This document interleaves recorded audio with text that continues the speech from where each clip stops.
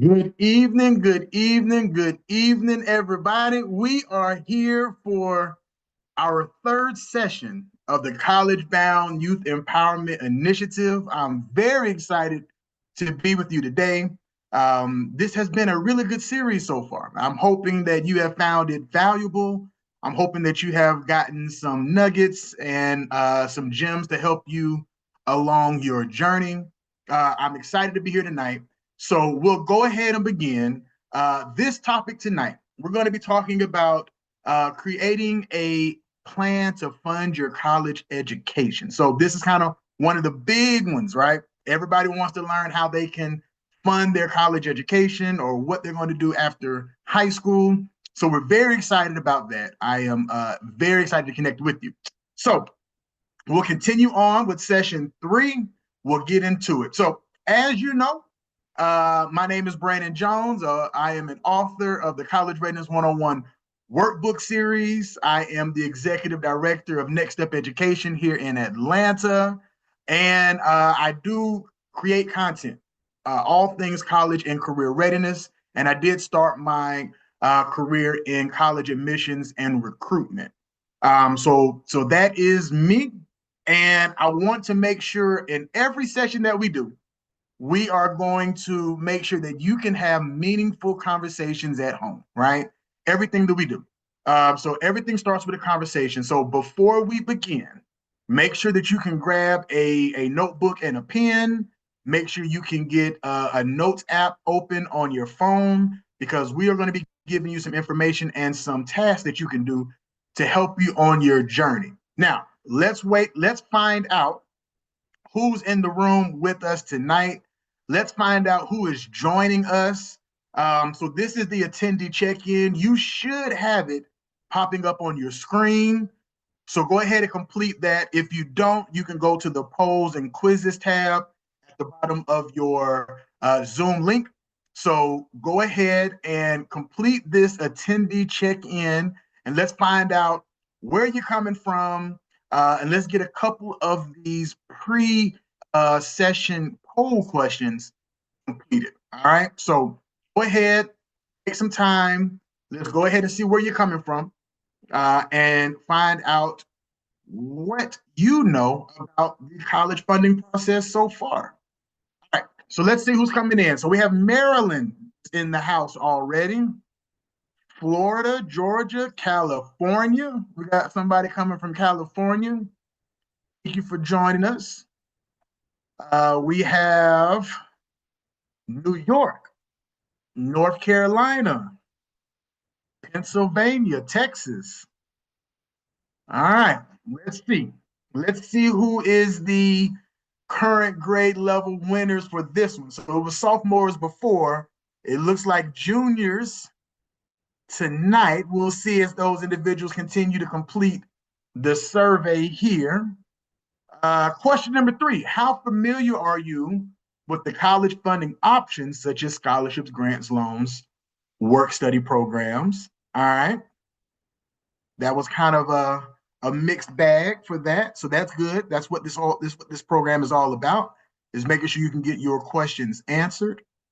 Number 4, how confident are you in your ability to create a budget or manage money for college? That one is 3s. A lot of people are 3s. They are neutral in that. All right, that's what this is all about. Have you already applied for or received scholarships for your college education? The majority are no. So I'm assuming that that's just because you're not seniors yet, but we'll talk about that later on. What do you hope to learn about this virtual college bound session? And it looks like the biggest one is how to find and apply for scholarships. So we'll talk about that. Okay, let me go back up and see who is winners for the grade level. It is a tie. Sophomores and juniors, high school sophomores, high school juniors. It's a tie, a dead tie of who's in the room. And you're coming from all over the country. So we have Mississippi, Minnesota as well. So Illinois, Indiana. So they're coming through. They're coming through. A lot from Georgia. A lot from Georgia. I'm here in Atlanta. All right. Well, thank you for filling that out. You can go ahead and go to this in this presentation. So I always want to make sure you know exactly what we're going to be talking about. So in this presentation, we're going to identify where you stand academically and how that is connected to your funding eligibility. We're going to explore what's important to college scholarship funders, and we are going to create a strategy to build a college funding plan. That's what we're going to be doing, right? And today I have two students who are going to be helping me with this process. They are college students. So we'll do ladies first. Taylor, I'll let you go ahead and introduce yourself. Hi, everyone. I'm Taylor Williams. I'm a freshman at the University of Georgia. I am a political science and finance double major on the pre-law track. UGA in the house. All right, all right. Hassan, I'll let you go ahead and introduce yourself. Good evening, students. My name is Hassan Stewart. I am a senior at Clayton State University. I am a computer science major. Computer science major, a senior at Clayton State University here in Metro Atlanta. Thank you so much for being a part of this conversation. I can't wait to dive into these topics with you. Students and parents who are on this call, who are on this session, if you have questions, if you have some things that you wanted to get answered, please make sure you are tapping that Q&A tab at the bottom of your Zoom page. Make sure that you are tapping that because that's where we're going to be answering those questions. All right. All right. So the first thing is first. You got to have a rubber meets the road conversation with yourself, right? About your abilities, about the impact or the input that you're going to put into your college preparatory journey, specifically tonight, your funding journey. So I'll ask you, Hassan, like what was a type of rubber meets the road conversation did you have at home with your parents when you were kind of getting ready to go to school? Right after high school, I actually didn't know what I wanted to do. Like, I didn't know what I wanted to do, but it was pretty much just knowing what my major was going to be. Pretty much. Okay. That was the most important part. Not All right. necessarily where, because I was accepted to a few schools, but I didn't know what I wanted to do. Okay. So just honing in to what you wanted to major in Yeah. was kind of like that big thing. I can do this. All right, Right. all right, all right. Taylor, did you have a rubber meets the road moment with your parents or in your college preparatory journey? I did. For me, I come from a single parent household, so it was very important that I was making a financial decision on my end, which weighed heavily into picking between my top two schools. And Okay. when it came down to it, I realized that UGA would be better for me financially in the long run, while also opening doors for me after the fact I graduated. So if I do need to pay stuff back off, I know I have a job afterward. Okay. All right. All right. So that's good. So if you are here and you're here in this session, make sure you are writing down what is that rubber meets the road conversation that you need to have. Is it I need to stay in state, right? Instead of going out of state to pay double, right? Does it make financial sense to go out of state? Am I going to put forth the effort to be to take chemistry or to take these STEM classes? Like, am I going to do the things necessary to get better at those things? Right? You got to have a rubber meets the road conversation with yourself. All right, we'll continue on. So here's the thing that you got to have a conversation with. Like I was saying, you have to honestly put in the work. So, did you complete your education responsibilities with excellence? Right? Did you commit to getting information and finding information? Did you increase your network or those access points that we talked about before? Who was going to assist you in that journey? Did you do these things, right? Or are you just aimlessly like going through the journey, right? We want to make sure that we are strategic and we're doing things necessary to make sure that you can be successful and not just fall into whatever situation that we're going to be in. Okay. All right, we'll continue on. All right, students, if you are watching, this is the quote of the session. If you do not do things necessary to help your parents pay for your college education, you will go to a college that your parents can afford. All right. So, what does that look like? Are you getting the best grades possible? Are you taking a test prep course so that you can get the best scores possible? Are you doing the things necessary to be involved in extracurricular activities in the things that you're interested in? Are you playing a leadership role? Like, are you applying for scholarships like a part-time job, right? So what are you doing to help your parents pay for your college education? That is the quote of the session. All right. So how can you help your parents fund your college education? So I'll ask you, Taylor, we'll go with you first. Just in your college preparatory journey, out of these options, what was something that you think that you prioritized in your journey? I think for me, grades was really big for me. Just knowing that usually when you apply for scholarships, they're going to ask for your GPA, which weighs Yep. in your grades. And while you can write personal essays to increase your chances, it's just a good thing to just at first glance say, oh, this student has good grades. Like that's what they're going to see right off the bat before they might read your personal statement or any letter of recommendation. Also, making sure you're a well-rounded student. Yep. Yes, have good grades, but also make sure you have something to back up yourself, not saying, oh, all she does is go home, study. Like you want to have something, whether it be Exactly. athletics. I know I did cheer in high school or joining a club. I also did Future Business Leaders of America. It can be so many different things that you can do, even if it's outside of school. Maybe you do volunteer service, or maybe you do stuff at your church or any other local organization. Just make sure you have multiple things going for yourself because it speaks to you as a person that you are not just this one thing. You are not just a student. You are not just an athlete. You are not just a volunteer. You can be all three or even more. Absolutely, absolutely. So it's kind of like putting a puzzle together, right? You Mhm. want to make who is the puzzle of Taylor, who is the puzzle of Hassan, right? And we want to make sure that we're doing the things necessary in all facets. But for tonight, we're talking about funding your college education, right? And so one of the big things that I want to make sure I lift up is actually organizing and prioritizing your college funding plan. That's going to be one of the big ones we talk about a little later in the presentation. But we got to make sure that we can put together a solid college funding plan by the time that you finish this session this evening. All right, we'll continue on. All right, this is one of the most important conversations surrounding college education, right? Post-secondary education is that a lot of students are going to be entering into college, and I don't know if they really understand that there is a cost to education.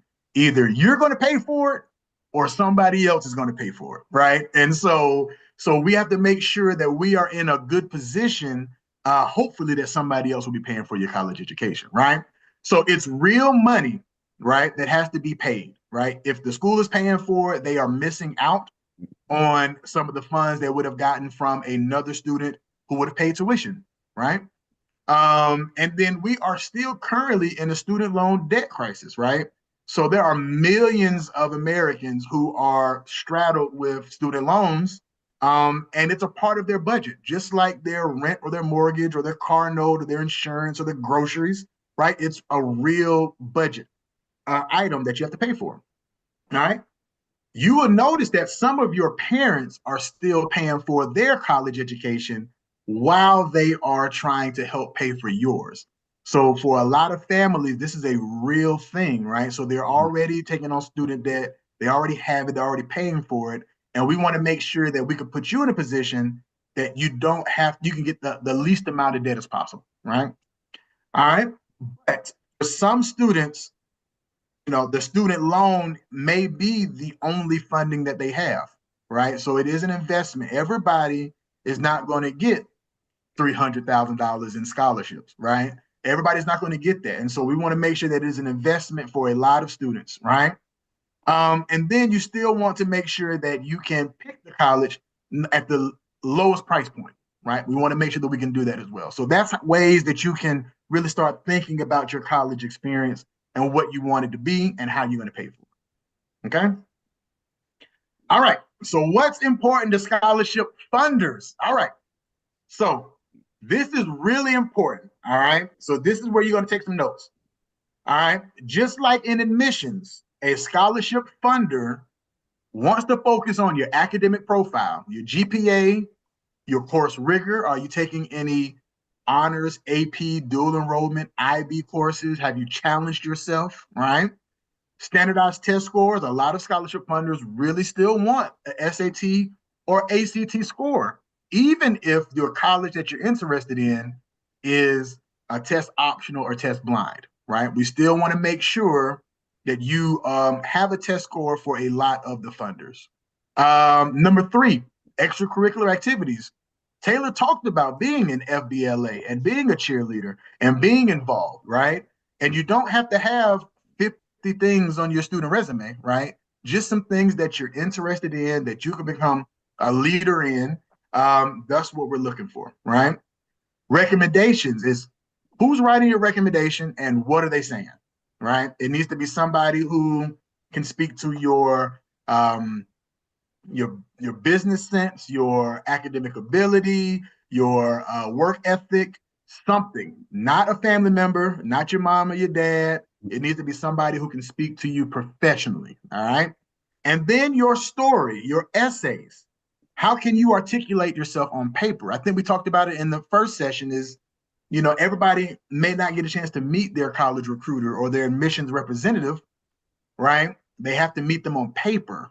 And so this may be the only time that they get a chance to find out who you are, right? And so you want to make sure that you are articulating yourself correctly, and making sure that you can sound like you want to be there, sound like there's somebody who they will want to give money to, essentially. All right. All right. So as a scholarship funder, here are my priorities.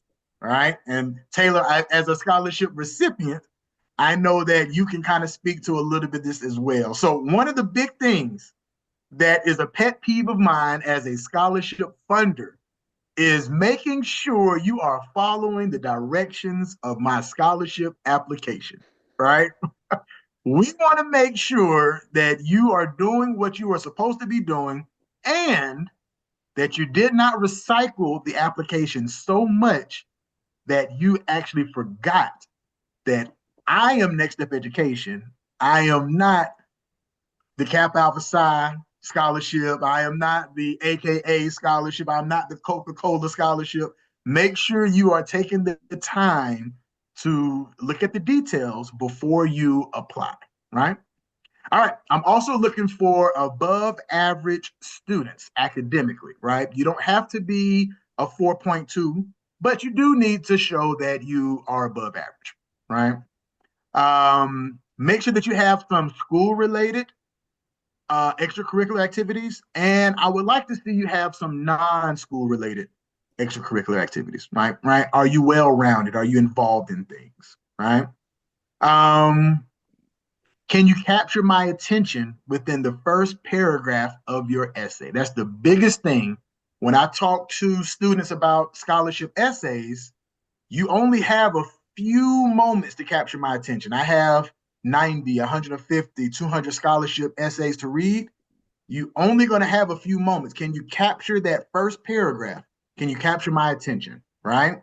And you have to be professional. Right. So I want to make sure that your essays, your email addresses, and your phone voicemails are professional. Right. We don't want anything that's controversial. Right. So that I can approach you professionally. All right. All right, let's get into the next conversation. All right, financial aid 101. Now, we have a couple of college students who have had to go through the financial aid process. And there are four types, right? Grants, that's free money used to fund your education. Scholarships. Oh, I'm sorry, with the grants, it's generally need-based, right? So it's generally because financially your family is below a certain level, right? Scholarships is free money used to fund your education, but it's generally merit based, right? It's because you've performed well, either academically or athletically. Loans is money that's borrowed and you have to pay it back. And work study is a part time job on campus. So, Taylor, as a part of your financial aid package, kind of what is all involved in the federal process of your financial aid package out of these options? Currently, only scholarships. Only scholarships. Mm-hmm. That is amazing, right? That is amazing. Scholarships, yeah, you found a way for somebody to pay for your college education. That is great. All right, Hassan, as a part of your financial aid package, what components are a part of yours? I did do work study at my last school. When Okay. I went to Georgia Military College, I did work study. But other than that, just grants. I did have a scholarship, but I didn't take it or whatever. But I would say grants and loans, mainly Grants grants. and loans. Yep. All right, all right. So, like we talked about before, Right. loans are a necessary evil for a lot of people to go to pursue a college education. Mm-hmm. And so the fact that you, Hassan, may have all four as a part of your financial aid package, right? Right. And Taylor, you are heavily scholarships, right? But we want to make sure we continue to make it only scholarships if possible. So as a freshman who had a lot of scholarships, you're going to keep applying for scholarships, right? So you still got to pay for your sophomore, junior, senior year. All right. Here are a couple of sources of financial aid, right? So we got the federal government, that's the largest source, right? Give billions of dollars away in loans and grants for students to pay for their college education. Your state government, so here in the state of Georgia, we have like Our Hope and our Zell Miller programs. That's state funding that is kind of like an investment to keep you here in the state of Georgia. Will incentivize you by paying for a percentage of your college tuition, right? Private foundations like Next Step Education, like the Stephen Marjorie Harvey Foundation, employers and companies. So if you are a worker, if you are an employee, your job may have tuition reimbursement or tuition assistance. Churches, religious organizations, professional and service organizations like I'm a member of Kappa Alpha Psi Fraternity Incorporated. We also give scholarships. And then the colleges themselves, right? They also give scholarships. So I'll pause right here. I'll see if there are any questions. Are there any questions in the Q&A in that section? Not at this time. No question yet. So we'll continue on. But if you do have questions, go ahead and click that Q&A tab, and we'll make sure we answer those questions for you. All right. The next topic is the FAFSA. All right. The FAFSA is the free application for federal student aid. Taylor, what was it like for you to complete the FAFSA? Some people say it's intimidating. Some people say it was easy. What was it like for you? For me, it was really nerve-wracking because when I was applying for the FAFSA, that was the transition year. So they went from having a very long FAFSA to making it extremely short. So our FAFSA got pushed back, I think, until December. But once they opened it up, it's not terrible. It's actually very short in comparison to what it used to be. And I sat with my mom when I did it so I could ask her any financial questions I had. And I think they have it to where you can upload your taxes to it. So you don't have to like look back at your taxes. So they're trying to make it as easy as possible because it can be very tedious and you have to be very specific to make sure you're getting the most money that you can. But I would say don't be scared of it. Just try to do it as soon as it opens. The sooner the better. And just work with your parents if you need to and just get it done as soon as you can. Yep, that's a good point that you make, is that funds are first come, first serve. So once it opens, you want to be kind of one of the first students to complete it. So if generally opens October 1st, you want to make sure you're completing it in the month of October if possible. Hassan, you are a senior, and seniors actually have to complete it every year. I mean, not seniors, college students have to complete it every year as well. Yeah. So what has the FAFSA process been like for you? In the beginning, I hated it. It was hard. That first year, it was real tough for me, but it's pretty like easy because now, like Taylor was just saying, it's pretty short. So what you could do is you could like some of the information, you could like just transfer it over to the new year that you're doing. But when I first did it, it was crazy. It was a tough form back then, right? Yeah. So as of right now, one of the notes that you want to take down is the FAFSA. You only seniors, only high school seniors and current college students have to complete it. So if you are an underclassman in high school, the FAFSA is not something for you to complete right now.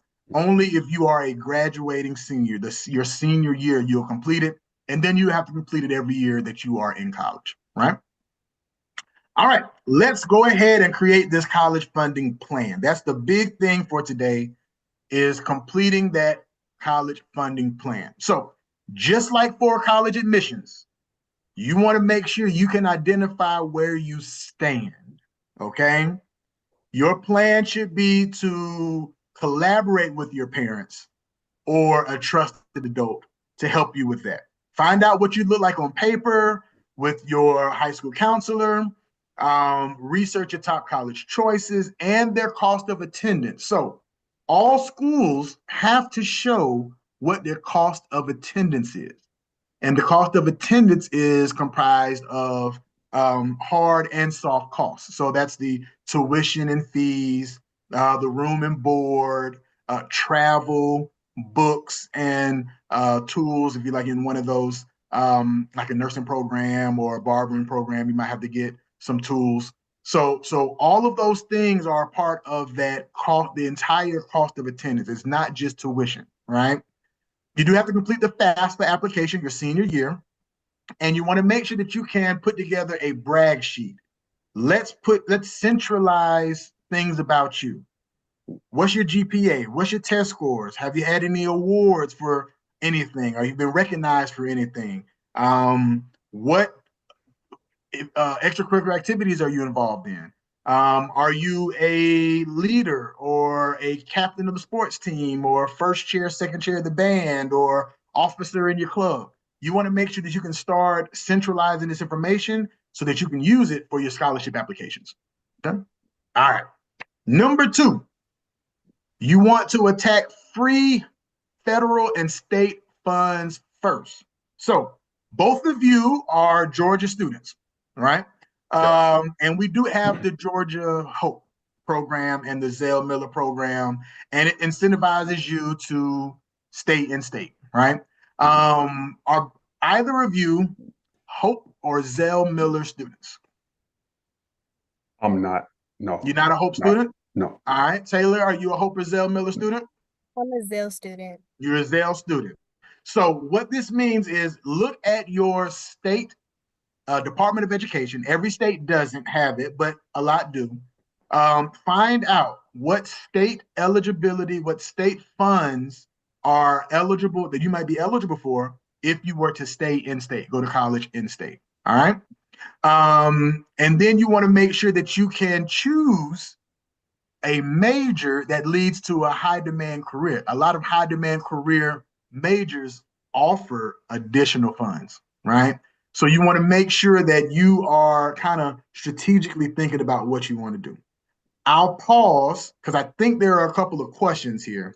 Are there any questions that you see from the Q&A chat? Yes. All right. Let's go ahead and take a pause for a cause.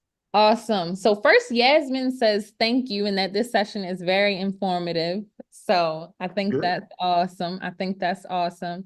All right. So we have a question here from Elaine. If a scholar is a surviving dependent who will get some scholarships, will they still qualify as need-based? I want to make sure I said it. Ask that again.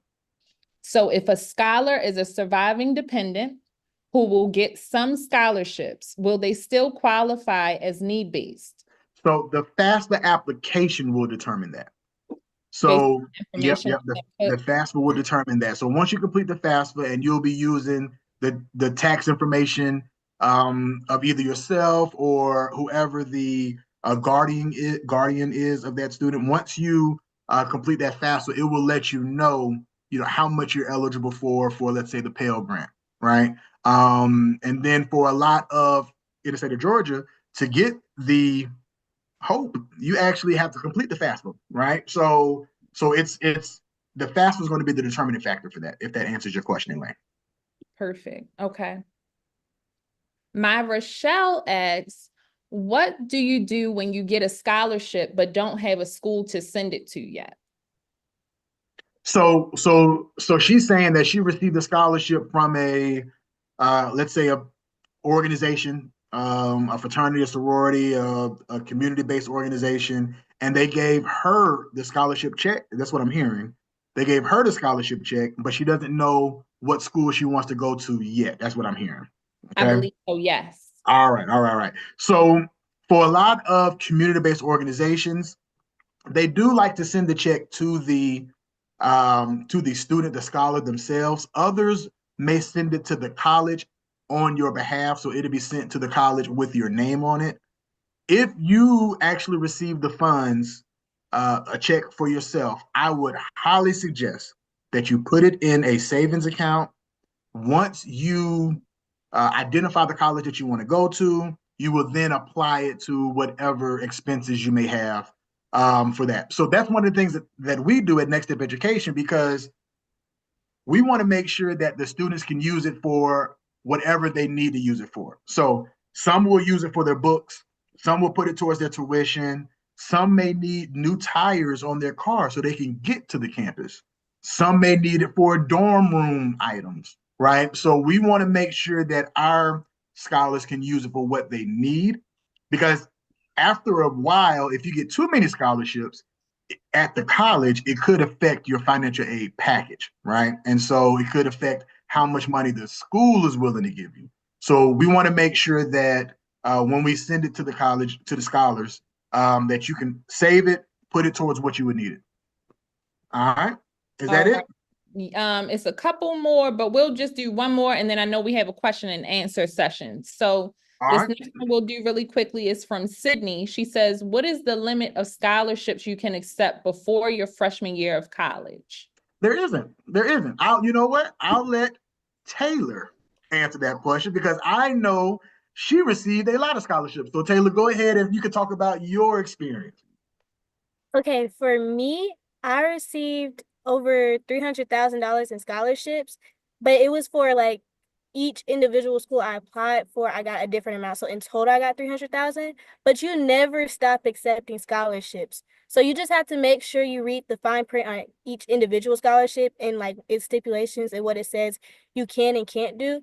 But otherwise, you never stop accepting them, because if you get enough scholarships, like Mr. Brandon said, if the money is going straight to you, you keep that money and you use it for emergencies during your college experience. If you need to buy tires, school supplies, anything for your dorm, or you could save the money and use it for the following school year, which I know for me, some of the scholarship money I got, I'm going to use for my sophomore year because I had over the amount for my freshman year, but it was because it was written directly to me. Also, if it's sent to the school, some schools will do things called refund checks, which is when you have more money than it costs for you to attend. So they'll give you the surplus money back and you use it at your own discretion. So never deny scholarships. If you get it, you clearly deserved it. You know, you did the work to get it. So keep the money. Don't decline scholarships. Just keep stacking them up, because school is expensive. And sometimes it gets harder to get scholarships the further along you get through college. So just make sure to keep building it. That's a good point, Taylor, is that a lot of scholarships are for incoming freshmen, right? And so the older you get in your college experience, there are going to be less and less scholarships available for you. So that's a good point. Number 3, research the institutional funds, right? And so you want to make sure that the top colleges that you're interested in, once you apply, make sure you are looking at their scholarship opportunities, right? But just know the institutional scholarships, you can't transfer like if it was a community-based organization or a foundation, right? So Taylor is going to UGA. And let's say she wanted to transfer to Georgia Tech. She can't take a UGA scholarship and use it at Georgia Tech, right? So the institutional funds are specific to the institution itself, all right? So make sure you're looking at those scholarship pages on the financial aid part of the website, all right? All right, number 4, vigorously apply for scholarships. So one of the things that I preach to students is, 1, get the professional email address, right? organize, identify, prioritize your scholarship list, right? And make sure you are applying to at least 50 scholarships with excellence. So seniors that I work with, between October and March of their senior year, they have to apply to at least 50 scholarships a week. That will give you 50 scholarships. You have to apply with excellence. If you are a senior and you have applied to 3 or 6 or 9 scholarships, you are not playing the game right, right? It is a numbers game. So make sure you're putting yourself in the correct position, right? Okay. All right. Number 5, outside of the box to pay for your college education, right? So if you are working, again, check out tuition assistance or tuition reimbursement opportunities. If you're working at like Chick-fil-A or McDonald's or Kroger or Publix or wherever, right? Find out what type of tuition reimbursement or tuition assistance programs they offer for employees, right? Early admissions is a big one, right? So if you are applying to early admissions, that's early action or early decision, a lot of times when you submit that application, you are also submitting an application to scholarships, right? I just went to a college fair yesterday. Multiple colleges told me about that, right? College recruiting events. So Clayton State for Hassan may have gone to some event, some activity, and you can go straight there. There may be opportunities if you can meet somebody at an event. So put yourself in the correct places at the correct times, right? Summer bridge programs. I was a summer bridge student. So I went to Albany State University in Southwest Georgia. They had a summer bridge program that allowed me to get a math course and an English course, 1101. And it gave me a stipend, right? And I went to college a summer early, right? So while everybody else was, playing around and having their last summer, which I kind of am a little jealous, I was in a class, right? But I was making friends and building a network and taking courses and getting a stipend. And so by the time the fall came for my freshman year, when English 1101 and Math 1101 was getting filled up, I was already beyond it, right? Dual enrollment courses. So dual enrollment courses allow you to get college credit and high school credit for taking the same course. And if you pass that course, it actually decreases the amount of courses and the amount of money you have to pay for your college education. And then lastly, community or technical education, it's cheaper and you can transfer. So if you wanted to start at a community college and then transfer to a four-year university, that's a really savvy way to pay for a college education. So Hassan, I know you said that you transferred from Georgia Military. What was that process like? It was pretty smooth. So I was actually doing work study at the time, and I was applying to Clayton State still, but I had to like send my final, transcript and all that. But it was pretty smooth. Like a lot of my courses didn't transfer, but it did save a lot of money. Like I'm not gonna be in crazy debt when I get out of school. And it's always up to the receiving school of what they will or will not accept. So if you're transferring, you can't ask the first school what they'll accept. Okay. All right. And here are a couple of resources. You can find these resources in the resources tab. So it's scholarship search engine. So one of the big ones is Going Merry, bold.org are big. For those who are in Georgia, obviously you got Georgia Futures. If you're in another state that has a incentive program like ours is paid by our state lottery, right? And so if your state has something like that, I'm pretty sure there's going to be something like a Georgia Futures in your state. College Board is also giving a lot of scholarships out. That's the maker of the SAT. And then other ways for you to get information for scholarships is below. So your banks, your employers, the college's financial aid option, local businesses, fraternities and sororities. Like let's think holistically about how you can fund your college education. So we'll go ahead and we'll enter our Q&A session now. So I'll ask for you to come back, Kayla, and see if there's any other questions and if there are any questions for our scholars. All right, so let's find out if there are any other questions in the Q&A section. Yes, we have quite a few questions rolling in, which Right. is really exciting. Mr. Brandon, did you want us to start our poll as we do this Q&A session, or do you You want absolutely can. You absolutely can. So for those who are watching, there is a survey. We want to know what you think about this session, right? What are your thoughts on it? Did it help you? Did you find it insightful? So if you are so two things. If you are asking questions, go ahead in the Q&A section, ask your question. But if you are not, go ahead and complete the survey for us so that we can have that information. So we're ready. What's the Q&A? What's the questions we have? All right, Danielle wants to know, when creating your brag sheet, how far back are the awards from school supposed to go? Well, you will want to know everything from high school, right? So a college recruiter is going to see everything from your freshman year. So that's where we would start. So if you were in the band and you got an award for band in ninth grade, make sure you put that on there. If you were recognized in the community as a sophomore for something, put it in there, right? We want to make sure you can centralize all of the things about you to help you for your college applications and your scholarship application. Perfect. Okay. So Naya says, hello, thank you for this session. I am in dual enrollment. I am currently doing the IB program and taking college classes. How can I capture the attention of the funder in my first paragraph? Like, what are the things they are looking for?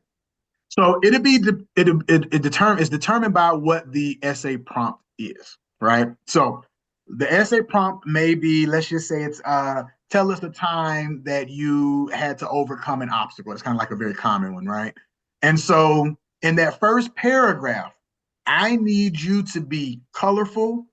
I need you to be bold. I need you to talk to me and as if I'm reading a movie, right? I'm watching a movie. So I tell this is the example. The best essays are written like movies. So it's going to be a person, a protagonist and an antagonist. So the antagonist may be some obstacle. Like, how did you get over it? What did you do? What was something that's going to punch me in the stomach when I read it, right? How can you make it where I am just having to read more, right? And so one of the big things for me is being descriptive. So one of the essays I can remember is a student who was writing an essay during COVID, and she was volunteering during COVID because she wanted to be in the healthcare field. And what she ended up doing was kind of describing her first day of volunteering, right? And so she was able to describe the day, what it felt like. There was a banner was like floating and spinning in the wind. She was able to talk about people coughing when she walked in and how somber it looked and how scared people looked. Like you have to be able to take me somewhere. If you have to be able to do it in the first paragraph. So in hers, it was just describing what she was seeing, and I can actually see it like a movie scene, right? So that's a really, really good way to be able to keep somebody's attention. All right. And then we have Marvin. Marvin asks, would any of this also work for a trade school or a community college? Oh, yes, absolutely, absolutely. So in the state of Georgia, we have the Hope Scholarship for students who are interested in going to a four-year university or college. And we have the Hope Grant for individuals who are interested in the technical schools, right? And so, yes, absolutely. There are a lot of scholarships given to students who are going to technical schools, trade schools. But again, you have to apply. But the good thing about the technical schools is that they're generally cheaper. So the same scholarship would actually last longer because the per credit hour course is lower than a four-year university. So maybe per credit hour for a four-year university could be $300 something. per credit hour times 3 would be like $900 a course. But for a technical school, it could be like $70 to $100. So that is something that you kind of really want to make sure that you're looking at to compare apples to apples. But the answer to your question is yes. All right. And then Josiah says, hello, Mr. Jones. I've joined late, but I want to ask you, what is an okay SAT score? Well, it depends on what you're comparing it to, right? So is it for admissions? Is it for scholarships? So I have to get a little bit more information, because a number doesn't mean anything until you can put it towards something, right? So I would need a little bit more information to judge that. If that, I know that's not the answer that he would want, but that's the answer that I could give, because I would have to see, because let's say a school like UGA is requiring the SAT or ACT, they may have a higher requirement than, let's say, a Clayton State, since Hassan goes to Clayton State, right? So we would have to know a little bit more information. Okay, we're gonna roll through these. We have 9 minutes left. Also, Josiah, Mr. Brandon's contact information will be coming up before we close out, so you'll have his email and you guys can have a little bit more in-depth conversation. Absolutely. Danielle asks, what is the youngest you can apply for a scholarship? Oh, so I know some students who are applying as freshmen. I know there's some 8th grade scholarships. But when I'm working with students, we're really paying attention that junior year. So we're identifying scholarships during that junior year, but there are some freshman scholarships. There really are. Awesome, awesome. Hannah asks, is there a list of scholarship names available? Is there a list of scholarship names available? Yeah, you Yeah. know what? We could put together a list of scholarships. I work with students all the time that need a list of scholarships. So I can work with you, Kayla, to make sure that we can get maybe a list, at least a skeleton, a list where students can actually start putting in other scholarships based on the ones that we have. So yes, we can make that available. Awesome. Okay. My Rochelle says, how do you know if a scholarship is legit? She says, I see many that look fake, but she doesn't want to put her information in it. All right. Well, you know what? I'll toss this over to our resident $300,000 scholarship recipient. So, Taylor, what was it like when you were trying to identify some of these scholarship search engines? How did you navigate ones that you thought looked a little sketchy and those that you thought were legit?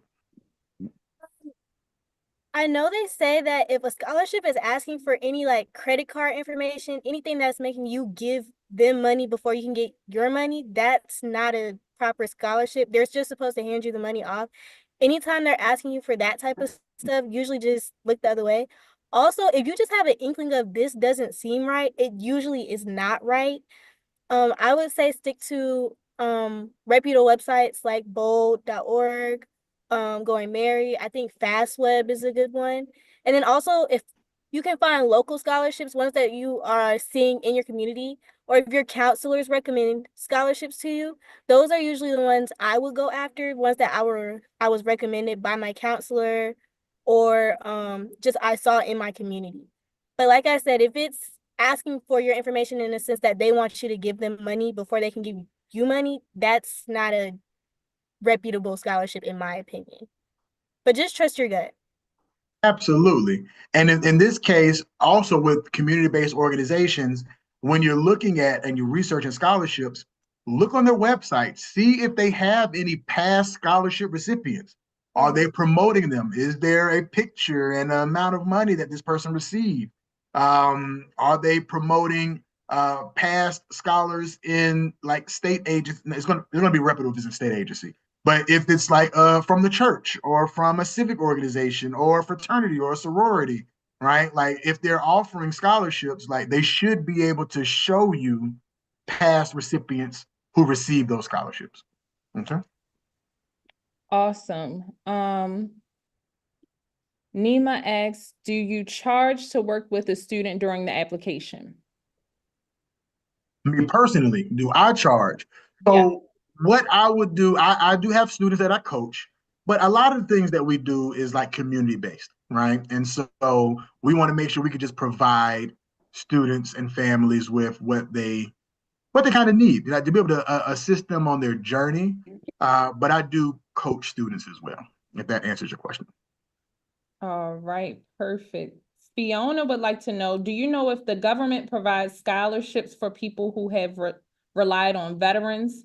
Will I still get the scholarship if my dad is a veteran, but he is deceased? So when it comes to veterans benefits, veterans can actually pass on their benefits to their child who is getting ready to go to college. So if you are a military child, your tuition could actually be paid for by the federal government. But that does not preclude you from going, just like Taylor said, applying for as many scholarships as possible, right? But there are going to be benefits and perks for being the child of somebody who served in the military. So yes, I wish that I had that opportunity when I was going to school, just to have my college education paid for. But you does not stop you from applying to as many scholarships as possible. All right. Raya says to the two college panelists, Oh yeah. what test, ACT or SAT, was better to take? And with scholarships, are they still looking for these scores? I'll toss it to you first, Hassan. Which one was better for you? For me, I would say that SAT was more smoother. I took both, but I felt more comfortable with the SAT than the ACT. Okay, all right. Taylor, which one was better for you?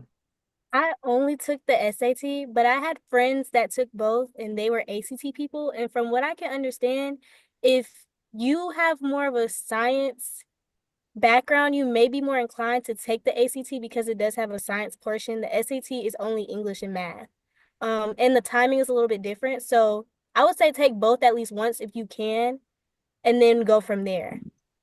Yep, that's great advice. So the advice that I give for students is take both, find out which one you are naturally gravitating towards, because they test two different things, right? So the SAT is more analytical, it's testing critical thinking, problem solving skills. It's a scholastic test, right? The ACT tests what you learned in class. So if you are somebody who doesn't really have to study, somebody who can just go to class and just get good grades because they listened, somebody who gets good grades just in general, that the ACT may be a better test for you. It's just based on your testing style. And so my suggestion is to take both, see which one you gravitate towards, and then take that one or two more times. Perfect. Ivan says, should sophomores and juniors apply for scholarships or wait until their senior year? I think we went over this before they asked, but Yeah. It's absolutely, it's never too early, right? And so if there is, I know one thing: if you don't apply for your sophomore year, you won't get it, right? So if you can at least apply, you got a chance of getting it. It's never too early to apply and expose yourself to opportunities like that. awesome. And I think this is our last question. What age group would be able to apply for a college program? This is from Joseph. So it depends on like what the college program is, right? So for summer bridge programs, you're generally going to be a graduating senior who's somebody who's in the spring semester of their senior year, and they've been accepted into the college, and the college has a summer bridge program. And so you can be nominated or apply for that program, right? But there are also like summer programs that are offered at colleges all the time that aren't necessarily a bridge program, right? They could be programmatic for like coding or for computer science or for agriculture or for whatever. And you can have those opportunities to be like on campus, housed on campus for a while, get the college experience for a couple of weeks. So it just depends on what program you're looking at. So I would suggest that you look at the top 5 colleges, find out if they have summer programs, and see if that's something that you would be interested in. Awesome. Thank you. All right. All right. Well, thank you for your questions. I do want to let you know. I also want to thank you for completing the survey. That helps us make sure that we have a really good session, our last session, which will be on Wednesday. We want to make sure that we're providing value and we're helping you along your journey. Make sure you follow Next Step Education on Instagram at Next Step Education. You can also follow me at College Readiness 101 on Instagram. Make sure you are following the Harvey Foundation at harvey.foundation on Instagram. I want to thank our panelists, Taylor and Hassan. Thank you for being a part of this. Thank you. Thank you. All right. And we will see you on Wednesday for our 4th session. And we'll be talking about the first year experience. What is it like to be a college student on a college campus? So thank you so much. We'll see you next time.